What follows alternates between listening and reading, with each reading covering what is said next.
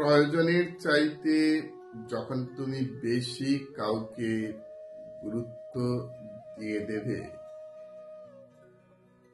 তখনই তুমি মনে রাখবে তুমি তার কাছে অবহেলা ও অবজ্ঞার পাত্র হয়ে গেছ। কারণ সে ভালোভাবে তখন বুঝতে পারবে যে তুমি তাকে ছাড়া হয়তো থাকতে পারবে না, তাই তোমাকে সে অবজ্ঞা ও অবহেলা করতে শুরু করে দেবে। তাই কখনো আমরা কাউকে প্রয়োজনের চাইতে বেশি গুরুত্ব দেওয়ার চেষ্টা করব না। যার যতটুকু পাওনা ঠিক ততটুকুই